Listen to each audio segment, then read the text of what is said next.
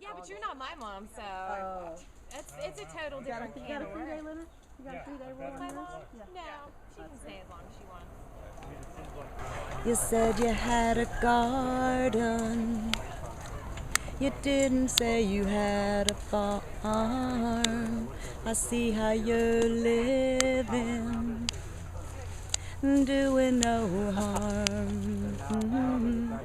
I see that you're giving, and life is a charm when you have a farm. 1941, makes me 72 years old next Thursday. And everything was hunky-dory for me growing up in a small farming community. We all hated communism. We all loved J. Edgar Hoover, who was head of the FBI. It was the Cold War. For me, I was doing fine. I thought it was a great society, and I was going to make good in it. And all that changed when I went to Vietnam as a soldier in 1969.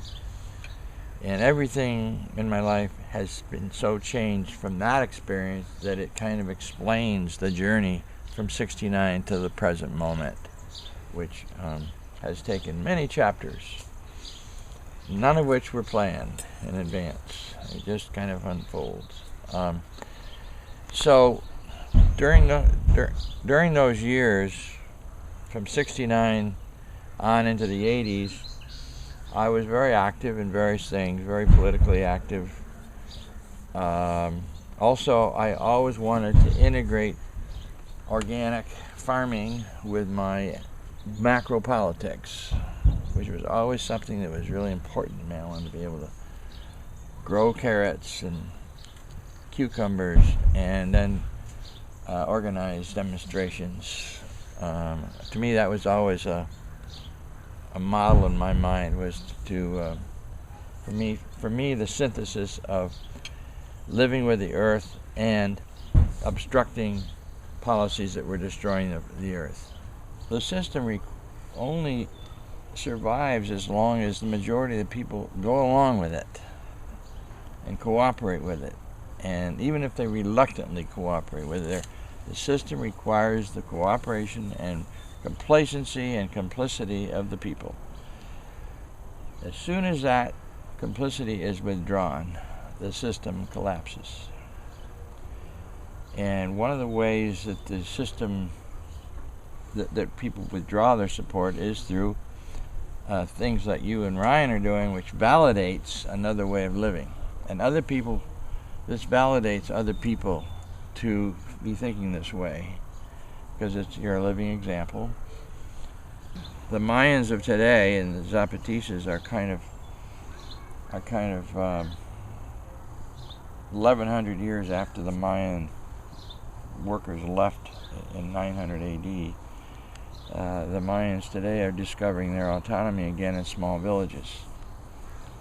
And I think that's the only model in human history, evolutionary history, that's worked, is small villages of food sufficient, simple tool sufficient communities of people. And so that to me is a vision of a frame of reference for a guide for, like, we might want to have hundreds of these kinds of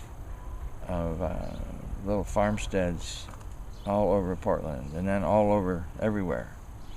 And so then you have a network of people that are actually regularly meeting and sharing, and you have the beginnings of a new community, of extended community of autonomous people. You said you had a garden. You didn't say you had a farm. I see how you're living, doing no harm. I see that you're giving, and life is a charm when you have a farm.